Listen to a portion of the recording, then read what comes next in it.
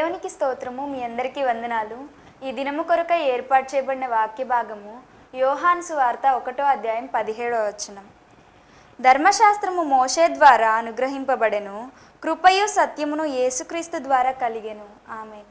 దేవునికి స్తోత్రం. హల్లెలూయా. మన ప్రభువును రక్షకుడైనటువంటి యేసుక్రీస్తు నామములో ఆయన హెచ్చవలసి ఉన్నది. హీ మస్ట్ ఇంక్రీజ్ అనేటువంటి శాంతి టీవీలో ప్రసారం అవుతున్నటువంటి ఈ అనుదిన ఆత్మీయ కార్యక్రమానికి ఆత్మీయమైన బంధువులైన మీ అందరికీ ప్రత్యేకమైన స్వాగతం పలుకుతున్నాం. రండి, మన సమయం అయింది. ఉదయకాలం లేచి మీరు మీ వ్యక్తిగతమైన ధ్యానాలు ముగించుకున్నారని నేను భావిస్తున్నాను. షుగర్ పేషెంట్స్ ఉన్నారు, వాళ్ళు ఉదయాన్నే ఎర్లీగా బ్రేక్ఫాస్ట్ చేయాలి. ఒకవేళ మీరు బ్రేక్ఫాస్ట్ చేసి వచ్చి కూర్చున్నా పర్లేదు, లేకపోతే మీరు బ్రేక్ఫాస్ట్ చేస్తూ దేవుని వాక్యం వింటూ ప్రార్థనాపూర్వకంగా ఉన్నా పర్లేదు. ఒకవేళ లేదు కాసేపు వెయిట్ చేస్తాం తర్వాత బ్రేక్ఫాస్ట్ చేస్తామన్నా కానీ ప్రాబ్లం లేదు. మీ బాడీలో ఉన్నటువంటి షుగర్ లెవెల్స్ నార్మల్ ఉన్నట్లుగా మనం దేవుని సేవకులతో కలిసి మీ స్థానిక సంఘ కాపరితో కలిసి మీరు ప్రార్థించండి. రోగాలను మనం జయించాలి. బతికేది కొద్ది కాలమే. ఈ కొద్ది కాలంలో ఎప్పుడు అనారోగ్యంతో బలహీనతకు గురి కావడం అది దేవుని చిత్తం కాదు. మనకు ఒక వాగ్దానం ఉంది, నిన్ను నేను స్వస్థపరిచే యెహోవా నేనే అని. దేవుడు మనల్ని స్వస్థపరుస్తాడు. డివైన్ హీలింగ్ని నమ్ముదాం, దైవికమైన స్వస్థతను విశ్వసిద్దాం. దైవికమైన స్వస్థత మొదటి శతాబ్దంలో మాత్రం ఆగిపోయింది అనేటువంటి వేదాంతం బైబిల్లో ఎక్కడలేదు. కానీ దేవుడు స్వస్థపరుస్తాడు. ఒకవేళ స్వస్థత కార్యం మన దేహంలో జరగలేదనుకుంటే దాన్ని బట్టి నిరాశ చెందాల్సిన అవసరం కూడా లేదు. ఇది దేవుడు నాకు పెట్టిన ముళ్ళేమో, ఈ షుగరు ఈ బీపీ నాకు ముళ్ళులాగా పెట్టాడేమో అనుకొని భావించి నేను అత్యధికముగా హెచ్చిపోకుండాన్నట్లు సాతాను దూతగా ఒక ముళ్ళు పెట్టాడు అని అపోస్తలుడైన పౌలు చెప్పినట్టు ఉండండి. ఈ ముళ్ళు, ఈ తోను ఉంటే ఉండండి. మనం అత్యధికంగా హెచ్చిపోకూడదు. మనం నాకు అది ఉంది, ఇది ఉంది, నాకు ఆ టాలెంట్ ఉంది, ఈ టాలెంట్ ఉందని పొంగిపోతామేమో, రెచ్చిపోతామేమో, రేగిపోతామేమో. కొద్దిగా మనకు నువ్వు ఒక బలహీనుడివి అనే రిమైండర్ ఇచ్చేటువంటి రోగం మన శరీరంలో ఉంటుంది. అప్పుడప్పుడు నా వయసు 47 సంవత్సరాలు, నా శరీరంలో యూరిక్ యాసిడ్ ప్రాబ్లం ఉంది. దానివల్ల జాయింట్స్లో పెయిన్స్. ప్రభు ఇన్ని సంవత్సరాలు కాపాడాడు. మా పితరులకో లేకపోతే మా ఫాదర్స్కో 4 ఫాదర్స్కో వీళ్ళకి ఎవరికీ లేనటువంటి వ్యాధి. ఇక రాబోయే రోజుల్లో మన తరాల వాళ్ళకి ఎన్ని కొత్త రకాల జబ్బులు వస్తాయో నాకైతే తెలియదు. దేవుని స్తోత్రం, మనం ఇప్పటి వరకు ఆరోగ్యంగా ఉన్నాం. ఇక ముందు పరిస్థితి ఏంటో మనకు తెలియదు. ఆరోగ్యమైన అనారోగ్యమైన మనం దేవుని స్తుతిస్తూ ప్రభువులు ఆనందిస్తూ ముందుకు సాగాలి. అంతవరకే. దేవుని స్తోత్రం. ఈ కార్యక్రమాలు మీకు ఆశీర్వాదకరంగా ఉన్నాయని కొంతమంది ఫోన్లు చేస్తున్నారు, కొంతమంది మెయిల్స్ పెడుతున్నారు. వారందరిని బట్టి నేను ప్రభునామాన్ని మహిమపరుస్తున్నాను. ఇంకా ఎవరైనా సబ్స్క్రైబ్ చేయని వారు ఉన్నట్లయితే దయచేసి సబ్స్క్రైబ్ చేయండి. జిఎంసి సంతోష్ నెల్లూరు అనేటువంటి ఛానల్, అంతేకాకుండా శాంతి టీవీ నెల్లూరు అనేటువంటి ఛానల్ కూడా మీరు సబ్స్క్రైబ్ చేయొచ్చు. చేసి ఆ బెల్ ఐకాన్ ప్రెస్ చేస్తే మీకు నోటిఫికేషన్లు వస్తాయి. ఏ మెసేజ్లు మిస్ కాకుండా మీరు చూసి దీవెనలు పొందాల్సిందిగా కోరుతున్నాం. ఒకవేళ సందేశాలు విన్నప్పుడు మీకు ఏమన్నా సందేహాలు ఏమైనా ఉన్నట్లయితే, డౌట్స్ ఉన్నట్లయితే మీరు వాటిని నిర్మమాటంగా మాతో పంచుకోండి. నేను మీ సహోదరుని, ఏదో నన్ను స్పీకర్ అని చూడొద్దు దయచేసి. నన్ను మీ సహోదరుడిగా భావిస్తే చాలు. మీ కుటుంబ సభ్యుడిగా భావించినంతవరకే. కానీ స్పీకర్ అనే పేరు నాకు కాస్త అభ్యంతరకరంగా ఉంటుంది. మనం స్పీకర్లం కాదు, దేవుడు మాత్రమే మాట్లాడగలడు. మనం ఏదో కమ్యూనికేట్ చేయగలం అంతవరకే. కానీ మాట్లాడేటం నేను గొప్పవాడిని కాదు, మాట్లాడించే దేవుడు గొప్పవాడు. కదిలేటువంటి మనం గొప్ప కాదు, దేవుడు మనల్ని కదిలిస్తున్నాడే ఒక ఆయన గొప్ప. ఆయనకే రావాలి సకల ఘనత, మహిమ, ప్రభావాలు. ఆయన హెచ్చవలసి ఉన్నది. దేవునికి స్తోత్రం. రండి, మనం దేవుని వాక్యాన్ని ధ్యానించుకుందాం. పోయిన ఎపిసోడ్లో, లాస్ట్ ఎపిసోడ్ అనగా నిన్నటి దినం, పాపం యొక్క ఫలితాల గురించి మనం మాట్లాడుకున్నాం. The consequences of the sin are the transgression. పాపం వల్ల నరావతారము యొక్క అవసరత ఏర్పడిందని, పాపం వల్ల ఒక సెపరేషన్ జరిగిందని, పాపం వల్ల క్రూసిఫిక్షన్ జరిగిందని మనం మాట్లాడుకున్నాం. అనగా సిలువ వేయబడిన అనుభవం జరిగిందని మాట్లాడుకున్నాం.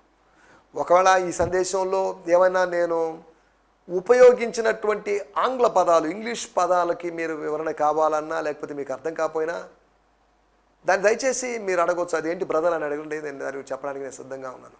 ఏదో నాకు ఇంగ్లీష్ తెలుసని చూపించుకోవడానికి చెప్పడానికి కానే కాదు, ఇంకా కొద్దిగా ఎక్స్ప్రెషన్ కోసం అంతవరకే, ఆ భావాన్ని ఆ థాట్ని ఎక్స్ప్రెస్ చేయడానికి అంతవరకే.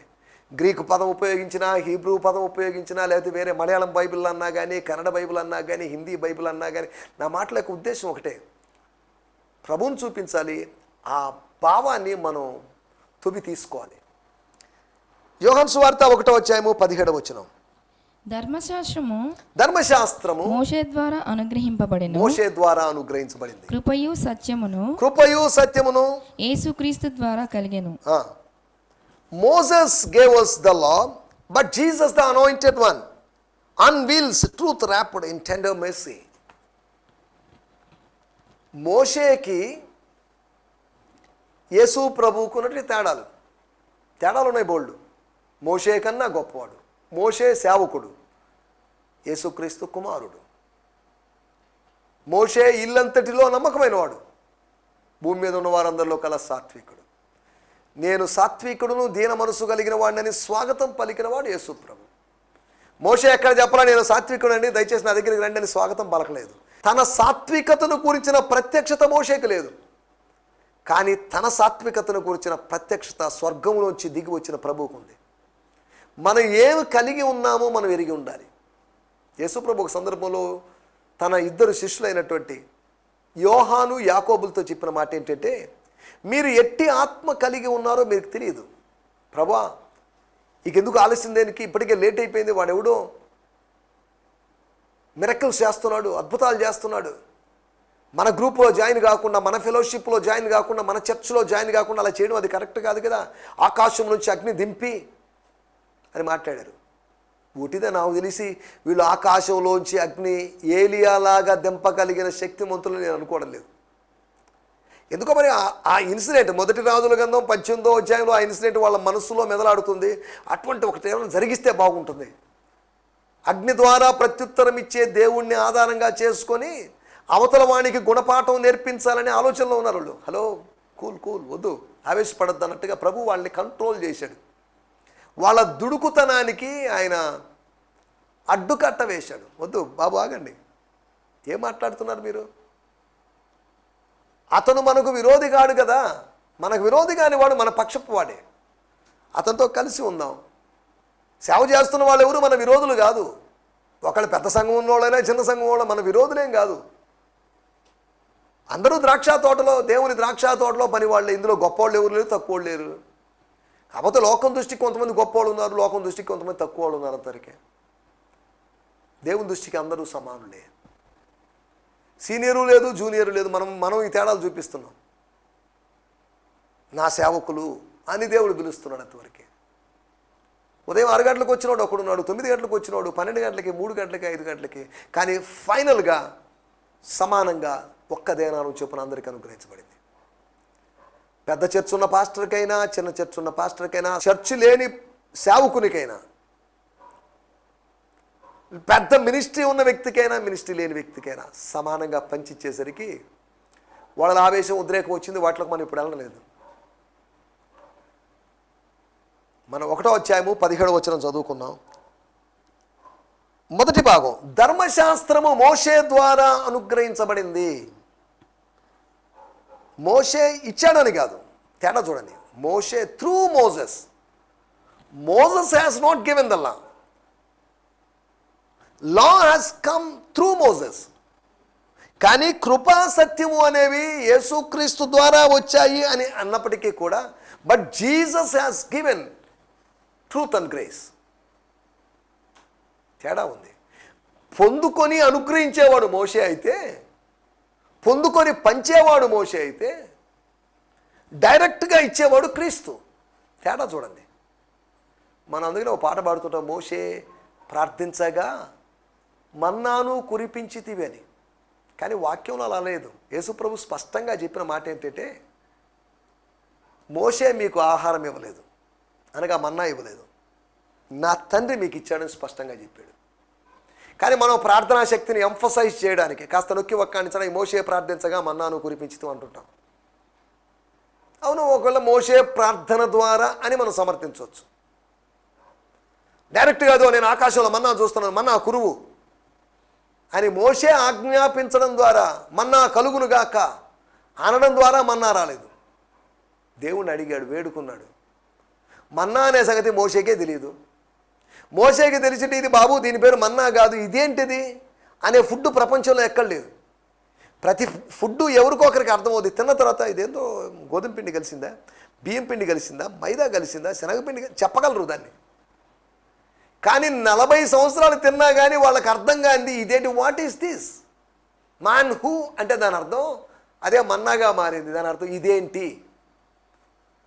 ఒక్కసారి కాదు 40 సంవత్సరాలు ఉదయం సాయంత్రం 3 పూటలు తిన్నప్పటికీ కూడా వాళ్ళకి అర్థం కాని మిస్టీరియస్ ఫుడ్ అది. డైజెస్ట్ కాని ఫుడ్ కాదు అది, అరగని ఆహార పదార్థం కాదు, కానీ అర్థం కాని ఆహార పదార్థం.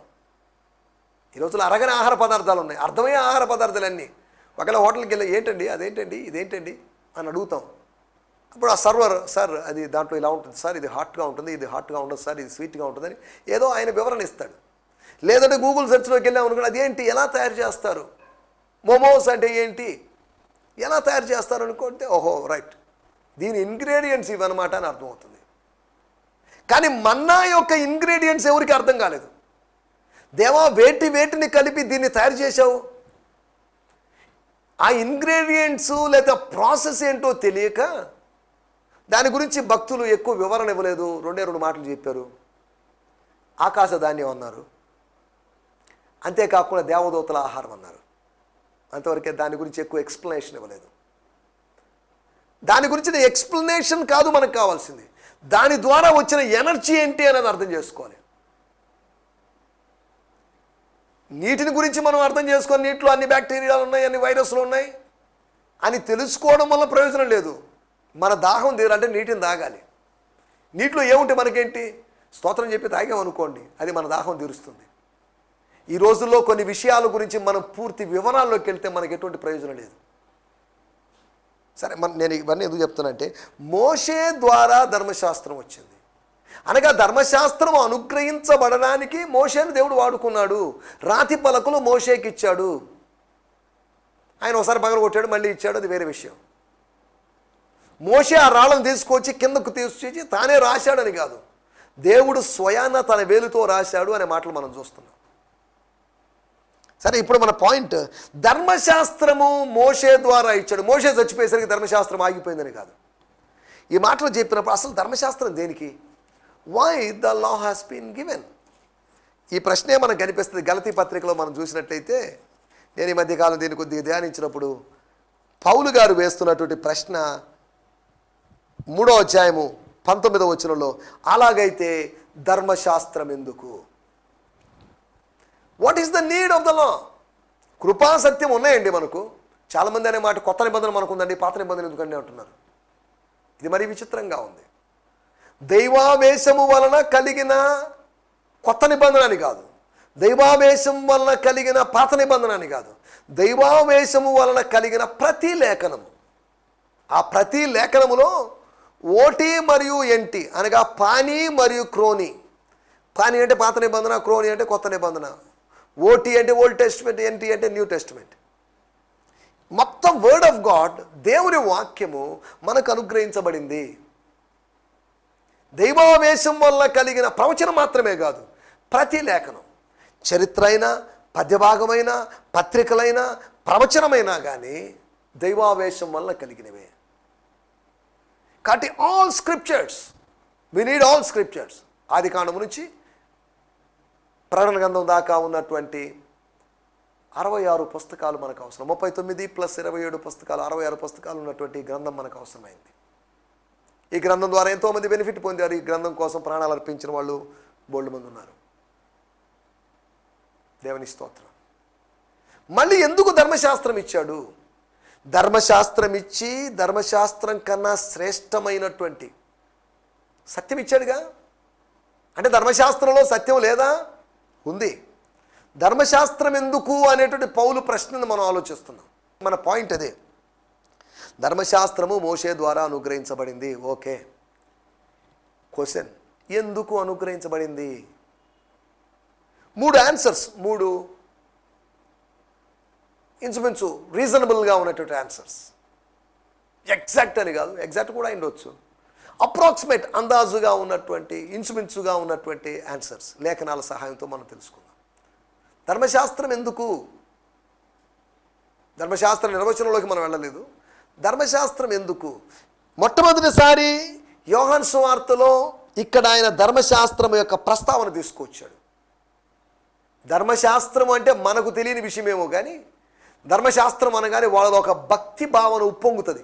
ఓ మై గాడ్, బైబిల్ గురించి మాట్లాడుతున్నాడండి, ఓటీ గురించి మాట్లాడుతున్నాడండి, పోనీలే మోషే రాసిన పుస్తకాల గురించి మాట్లాడుతున్నాడు అనే ఒక అవగాహన, ఒక స్పిరిచువల్ కాన్షియస్నెస్ వచ్చేసింది వాళ్ళకి. ఆత్మ సంబంధమైన ధర్మశాస్త్రం అనే మాట విన్నా, దేవాలయం అనే మాట విన్నా, దేశము అనే మాట విన్నా కానీ వాళ్ళ రోమాలు లెక్కబడుచుకుంటాయి. వాళ్ళకి గగురుపాటు, oh my land, my law, my temple. యూదులకు అతి ప్రాముఖ్యమైన 3 విషయాలు ఇవి. ఒకటి దేశం, వాళ్ళు దేశాన్ని విపరీతంగా ప్రేమిస్తారు. రెండోది వాళ్ళు దేవాలయాన్ని ప్రేమిస్తారు, దేవాలయం అంటే వాళ్ళకి ప్రాణం. మూడోది వాళ్ళకి ధర్మశాస్త్రం. దే లవ్ దీస్ 3 థింగ్స్, ల్యాండ్ని, లాని, టెంపుల్ని. కానీ గమనించండి, వాళ్ళు నమ్ముకున్న దేశంలో వాళ్ళు మోసపోయారు, ఆ దేశం నుంచి బయటికి చెరపట్టబడ్డారు. వాళ్ళు నమ్ముకున్నటువంటి దేవాలయం పాడైపోయింది, కానీ ధర్మశాస్త్రం మాత్రం మిగిలింది. మనం నమ్ముకున్నవన్నీ మనల్ని మోసం చేయొచ్చు, మనం నమ్ముకున్న వాటి నుంచి మనం దూరం అయిపోవచ్చు, కానీ దేవుని వాక్యం మనతో ఉండిపోతుంది. నీ ధర్మశాస్త్రము నా ఆంతర్యములో ఉన్నది అని తెగించి చెప్పాడు కీర్తనాకారుడు. నీ ధర్మశాస్త్రం రాతి పలకల మీద ఉంది, దేవాలయంలో ఉంది, ప్రత్యక్ష గుడారంలో ఉంది, ఏమంటారు ఆ మ్యానుస్క్రిప్ట్స్లో లేదా ఆ గ్రంథపు చుట్టల్లో ఉంది అని కాదు కీర్తనాకారుడు చెప్పింది. Your law is return in my heart. నీ ధర్మశాస్త్రము నా ఆంతర్యములో ఉన్నది. దేవుని స్తోత్రం. ఎంత అద్భుతమైన స్టేట్మెంట్. దేవుని ధర్మశాస్త్రం మనలో ఉండాలి. బైబిల్ బయట కాదు ఉండాల్సింది, రాత్రిపూట పీడకలలు రాకుండా ఉండడం కోసం మన తలదిండు దగ్గర కాదు ఉండాల్సింది, మనలో ఉండాలి దేవుని వాక్యం. The word of God should be in our hearts. దేవునికి స్తోత్రం. హల్లెలూయా. ధర్మశాస్త్రం ఎందుకు? నంబర్ 1, మొట్టమొదటి విషయం, రోమీయులకు రాసిన పత్రిక 7వ అధ్యాయము 7వ వచనం. రోమన్స్ 7:7. కాబట్టి ఏమందుము ఏదో అనాల్సిందేగా. Something we have to say something. What's that? ధర్మశాస్త్రము పాపమాయన, ధర్మశాస్త్రము పాపమాయన అట్లనరాదు. ధర్మశాస్త్రము వలనే గాని పాపమనగా ఎట్టిదో నాకు తెలిగిపోవును. దేవునికి స్తోత్రం. పాపం అంటే ఏంటో మనకు తెలుసు. ధర్మశాస్త్రంలో పాపాన్ని గురించి రాయబడింది. పాపం యొక్క నిర్వచనం గురించి పౌలు గారు మాట్లాడడం లేదు, ఆయన చెప్పిన మాట. So what shall we say about all this? వీటన్నిటి గురించి మనం ఏం చెప్పాలి, ఏం కామెంట్ చేయాలి? Am I suggesting that the law is sinful? Of course not. In fact, it was the law that gave us clear definition of sin. For example, when the law said do not covet, it became the catalyst to see how wrong it was for me to crave what belongs to someone else. అనగా పౌలు చెప్తున్నటువంటి statement, ధర్మశాస్త్రము యూదుల పరం చేయబడింది, దేవోక్తులు యూదులకు అనుగ్రహించబడిందని చెప్పాడు. బాగానే ఉంది. కానీ ఎందుకీ ధర్మశాస్త్రం? మొట్టమొదటి విషయం, ధర్మశాస్త్రము మనకు అవగాహన కలిగించడానికి. 1 కొరింథీయులకు రాసిన పత్రిక 10వ అధ్యాయం, మనకు బుద్ధి కలుగుటకై. మనకు బుద్ధి కలగాలి. మన బుద్ధి లేని వాళ్ళం మనం, బుద్ధి లేని కంచర గాడిదల వలె ఉన్నవాళ్ళం మనం. ఇది మన పరిస్థితి.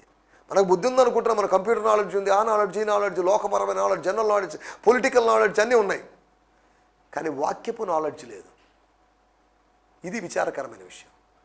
వాక్యంలో కూడా మన లిటరల్ నాలెడ్జ్ ఉంది, కానీ స్పిరిచువల్ నాలెడ్జ్ లేదు. దావీదుకి ఎంతమంది భార్యలు, పెద్ద భార్య పేరైంది, రెండో భార్య పేరింది, మూడో భార్య అయిపోయింది, పెద్ద భార్య ద్వారా వచ్చిన కొడుకులు, ఈ జస్ట్ ఇన్ఫర్మేషన్ తెలుసు మనకు, కానీ ఇన్సైట్స్ మనకు తెలియకపోవడం విచారకరం. మిస్టరీస్ మనకు తెలియకపోవడం విచారకరమైన విషయం. మనకు సమాచారం తెలుసు కానీ సత్యము తెలియకపోవడం విచారకరమైన విషయం. ధర్మశాస్త్రం, the purpose of the law is to give the awareness of sin. పాపాన్ని గురించిన అవగాహన కలిగించడమే. మనకు ఒక అవగాహన కావాలి. ఎవరు చెప్తారు? అనుక్షణం మన వెనకాలే వచ్చి అది తప్పు ఇది తప్పు అలా మాట్లాడడం తప్పు అని మన వెనకాలండి మనకెవరు చెప్పలేరు. But the law of God, దేవుని స్తోత్రం, అది మోషే ధర్మశాస్త్రము అని పిలువబడినప్పటికీ కూడా it's a law of God. Moshe రాసినట్టే మోషే ఆలోచనలోంచి వచ్చిన ధర్మశాస్త్రం కాదు అది. మోషే నాయకుడిగా ఉన్నప్పుడు వచ్చినటువంటి ధర్మశాస్త్రం. తర్వాత యెహోషువ నాయకుడిగా, న్యాయాధిపతులు ఉన్న సమయంలో, రాజులు ఉన్న సమయంలో ధర్మశాస్త్రం కొనసాగింది. నెంబర్ 1, మొట్టమొదటి విషయం, ధర్మశాస్త్రం దేనికంటే మోషే ద్వారా అనుగ్రహించబడిన ధర్మశాస్త్రం మనకు అవగాహన కలిగించడం కోసమే. రెండో విషయాన్ని నేను మీకు జ్ఞాపకం చేస్తాను. ఎందుకే ధర్మశాస్త్రం? రెండవ ఆన్సర్ గలతీయులకు రాసిన పత్రిక 3వ అధ్యాయము 24వ వచనం. గలతీయులకు రాసిన పత్రిక 3వ అధ్యాయము 24వ వచనం. కాబట్టి మనము విశ్వాస మూలమున నీతిమంతులమని తీర్చబడినట్లు క్రీస్తునొద్దకు మనల్ని నడిపించుటకు ధర్మశాస్త్రం మనకు బాలశిక్షకుడాయను. ధర్మశాస్త్రము మనకు బాలశిక్షకుడాయను. చదువుతున్నాను. The law was our Guardian until Christ came so that we would be saved by faith. దేవుని స్తోత్రం. ఆయన మనకు ట్యూటర్, స్కూల్ మాస్టర్ అని రాయబడింది. మనకు బాల శిక్షకుడు అయ్యాడు. ప్రీ స్కూల్స్ అని, లేకపోతే కేజీ స్కూల్స్, ఎల్కేజీ యూకేజీ అన్నట్టుగా స్కూల్లో జాయిన్ కావడానికి ముందుగా నర్సరీస్ లేకపోతే బేబీ స్కూల్స్ అన్నట్టుగా వాడు ఆ అట్మాస్ఫియర్కి, స్కూల్ వాతావరణానికి అలవాటు పడడం కోసం వాడు చదివినా చదవకపోయినా, చిన్న ఈ ప్రీ స్కూల్స్కి నేను 1-2 స్కూల్స్కి వెళ్ళాను. వెళ్తే వాడు తినడం, ఆడుకోవడం, నిద్రపోవడం, దీనికి కూడా వేలు కట్టించుకుంటున్నారు. అరే ఇదేంటండి, ఇది just this is preparation, this is not a school. ఇది స్కూల్లా కనిపిస్తున్నప్పటికీ కూడా దీన్ని ఆ పిల్లవాడిని, ఆ పాపని స్కూల్కి ప్రిపేర్ చేస్తుందన్నమాట. ఈ స్కూల్ మాస్టర్ ఎక్కడికి తీసుకోబోతున్నాడు అంటే శ్రేష్టమైన నాలెడ్జ్ దగ్గర తీసుకోబోతున్నాడు. ఈ బాల శిక్షకుడు స్కూల్కి తీసుకోబోయినట్టుగా అలాగే ఈ ధర్మశాస్త్రం అనే బాల శిక్షకుడు యేసు అనేటువంటి జగద్గురు, యేసు అనేటువంటి ఆత్మ సంబంధమైన గురువు, యేసు అనేటువంటి మన పరమ బోధకుడి దగ్గర తీసుకువెళ్తున్నాడు. అనగా ఒకటి లా యొక్క ఉద్దేశం, అనగా ధర్మశాస్త్రం యొక్క ఉద్దేశం అవగాహన కలిగించడమే కాదు, అధ్యాపకుడిగా ఉండడం. He become our teacher. BSc బీఈడీలో లేకపోతే ఎంబీఏలో ఎంసీఏలో ఏదో చేసి ఉండొచ్చు, కానీ మనకు బేసిక్ ఫౌండేషన్ వేసిన వాళ్ళు కొంతమంది ఉంటారు. ఏబిసిడీలు నేర్పించిన వాళ్ళు, ఓనమాలు నేర్పించిన వాళ్ళు. వాళ్ళవి నేర్పించకపోతే మనం ఈ స్థాయికి రాము. అటువంటి బాల శిక్షకులు, బాలురుగా ఉన్నప్పుడు శిక్షకులుగా ఉన్నవాళ్ళు. మోషే ధర్మశాస్త్రాన్ని గురించి ఇలా చెప్పినప్పుడు, లేదా పౌలు ధర్మశాస్త్రం గురించి ఇలా చెప్తున్నాడు, బాల శిక్షకుడాయుడు. He become teacher. అనగా ద లా టీచర్స్. ఎవరి స్తోత్రం. The law instructs and law teachers. ధర్మశాస్త్రము మనకు విజ్డమ్ ఇస్తుంది, టీచ్ చేస్తుంది. ధర్మశాస్త్రము మనకు అవగాహన ఇస్తుంది. అంతేకాకుండా అధ్యాపకులందరూ అవగాహన ఈ దినాల్లో ఇవ్వడం లేదు. ఏదో సిలబస్ ప్రకారం చెప్పేసి వెళ్తున్నారు, అది వేరే విషయం. మూడో విషయాన్ని కూడా నేను మీకు జ్ఞాపకం చేస్తాను. ధర్మశాస్త్రం యొక్క పని ఏంటి, ఎందుకు ఇవ్వబడింది? ఇచ్చాడు అంటే దేవుడిచ్చాడు, మనిషి ఇచ్చింది కాదు.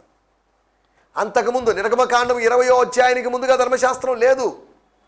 రోమీలకు రాసిన పత్రిక 2వ అధ్యాయంలో రాయబడిన మాట ఏంటంటే ధర్మశాస్త్ర సారము వారి హృదయముల మీద వ్రాయబడినట్టుగా ఉంది. ధర్మశాస్త్రం లేదు. ఎంత స్పష్టంగా చెప్పాడు చూడండి పౌలు గారు. ఆయన చెప్పిన మాట ఏంటంటే వాళ్ళకి ధర్మశాస్త్రం లేదండి. They have no law before Moses or before Exodus 20. నిర్గమకాండం 20వ అధ్యాయానికి ముందు లేదు, కానీ ధర్మశాస్త్రం వచ్చింది. దేవునికి స్తోత్రం. ధర్మశాస్త్రం వచ్చి ఏం చేసింది? విచ్చలవిడిగా జీవిస్తున్నటువంటి వాళ్ళ ఇష్టానుసారంగా జీవిస్తున్న వాళ్ళు కొన్ని రూల్స్ అండ్ రెగ్యులేషన్స్ పెట్టేసింది. అది తినకూడదు, ఇది తినకూడదు, అది చేయకూడదు, ఇది చేయకూడదు, అది ముట్టకూడదు, ఇది ముట్టకూడదు అనే కండిషన్స్ ఏర్పడ్డాయి. వాళ్ళని కండిషన్స్ పెట్టి వాళ్ళని ఇబ్బంది పెట్టాలని కాదు ధర్మశాస్త్రం ఇవ్వబడింది. కండిషన్స్ పెట్టి వాళ్ళని కరెక్ట్ వేలో నడిపించడానికి, షరతులు పెట్టి సరైన మార్గంలో నడిపించడానికి ధర్మశాస్త్రం మనకు అనుగ్రహించబడింది. చూడండి, ఒక మాట కూడా మనం చూద్దాం. 3వది గలతీయులకు రాసిన పత్రిక 2వ అధ్యాయము 19వ వచనం. స్తోత్రం. నేనైతే దేవుని విషయమై జీవించు నిమిత్తము ధర్మశాస్త్రము వలన ధర్మశాస్త్రము విషయమై చచ్చిన వాడనైతిని. I become dead. ఏంటి మాటలు, పౌలు మాటలు ఏంటి? నేను చచ్చిన వాడిని అవడం ఏంటి? 2వ అధ్యాయం 20వ వచనంలో అంటాడు, నేను క్రీస్తు యేసుతో కూడా సిలువ వేయబడి ఉన్నానని చెప్పాడు. చావడం ఏంటి? ఈయన ఏ చావును గురించి మాట్లాడుతున్నాడు? నీరో చక్రవర్తి ద్వారా శిక్షగా గురి కావడం 64లోను 66లో జరిగినట్టు తన భౌతికమైన మరణాన్ని ఊహించుకొని చెప్పడం లేదు. నేను చదువుతున్నాను ఆ మాటలు కూడా మన ఈ బ్రియాన్ సిమ్మన్స్ గారి ట్రాన్స్లేషన్లో. For through the law I died to the law so that I might live to God. Through law ద్వారా, ధర్మశాస్త్రం ద్వారా, I died to the law, నేను లా విషయంలో అనగా చట్టం విషయంలో, దైవికమైనటువంటి చట్టం విషయంలో నేను చనిపోయాను. నన్ను చంపడానికి పనికి వచ్చింది. అంటే ఏంటిది? చంపడానికి పనికి వచ్చేది ఏంటి? శరీర సంబంధమైన కార్యాల విషయంలో చంపడానికి.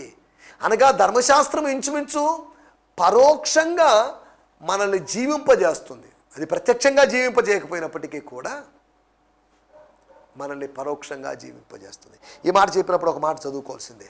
ఒక కాంట్రవర్సీగా కనిపించేటువంటి ఒక మాట. గలతీయులకు రాసిన పత్రిక 3వ అధ్యాయం 21వ వచనం. ధర్మశాస్త్రము దేవుని వాగ్దానములకు విరోధమైనదా? ప్రశ్న ఆయన వేస్తున్నాడు, జవాబు ఆయన చెప్తున్నాడు. అట్లనరాదు. జీవింపజేయు శక్తి గల ధర్మశాస్త్రము ఇయ్యబడి ఉన్న ఎడల వాస్తవముగా నీతి ధర్మశాస్త్రం మూలముగానే కలుగును గాని. అంటే పౌలు యొక్క పాయింట్ ఏంటంటే, ఇక్కడ ధర్మశాస్త్రం వలన జీవించలేరు, ధర్మశాస్త్రానికి జీవింపజేసే శక్తి లేదు. కానీ ధర్మశాస్త్రము జీవాన్ని గురించి మాట్లాడుతుంది. చనిపోతే మరణం జరిగితే జీవం ఉంది, మరణం తర్వాత జీవం ఉంది. ధర్మశాస్త్రము చెప్తున్నది జీవాన్ని గురించి చెప్తున్నప్పటికీ కూడా జీవము క్రీస్తు ద్వారా. అందుకనే రోమీయులకు రాసిన పత్రిక 8వ అధ్యాయం 1-2 వచనాలు అంటాడు పౌలు గారు, ధర్మశాస్త్రము ఏది చేయజాలకపోయెనో దాన్ని దేవుడు చేశాడు. ధర్మశాస్త్రానికి పరిమితులు ఉన్నాయి. ప్రభుచితమైతే రోమా పత్రిక మనం మెడిటేట్ చేసేటప్పుడు ఈ ధర్మశాస్త్రాన్ని గురించి ఇంకా డీటెయిల్గా స్టడీ చేయడానికి మనం ప్రయత్నం చేస్తాం. ప్రస్తుతం మనం అంత డీప్ స్టడీలోకి వెళ్ళలేదు. 3 విషయాలు నేను మీకు జ్ఞాపకం చేశాను. ధర్మశాస్త్రం అవగాహన కలిగించడానికి, 2వది ధర్మశాస్త్రం అధ్యాపకుడిగా ఉండడానికి, 3వది ధర్మశాస్త్రం ఆత్మీయంగా జీవింపజేయడానికి.